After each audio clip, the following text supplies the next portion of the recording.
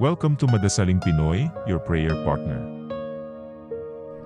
Ngayon po ay 29 ng Hunyo at ipinagdiriwang po natin ngayong araw ang dakilang kapistahan ni na Apostol San Pedro at San Pablo. Ang mabuting balita ng Panginoon ayon kay San Mateo. Noong panahong iyon, dumating si Jesus sa lupain ng Cesarea ng Filipos. Tinanong niya ang kanyang mga alagad, sino raw ang anak ng tao ayon sa mga tao? At sumagot sila, ang sabi po ng ilan ay si Juan Bautista kayo.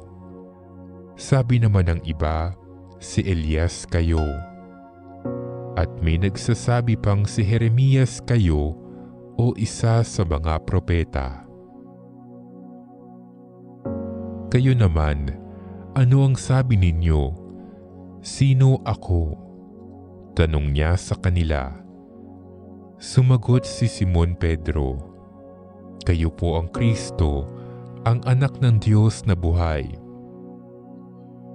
Sinabi sa kanya ni Jesus, mapalad ka, Simon na anak ni Jonas, sapagkat ang katotohanan ito'y hindi inihayag sa iyo ng sino mang tao, kundi ng aking amang nasa langit.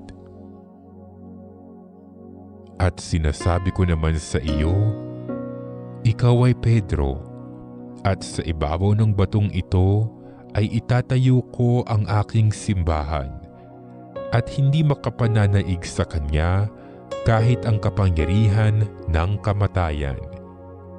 Ibibigay ko sa iyo ang mga susi ng kaharian ng langit. Ang ipagbawal mo sa lupa ay ipagbabawal sa langit, at ang ipahintulot mo sa lupa ay ipahihintulot sa langit.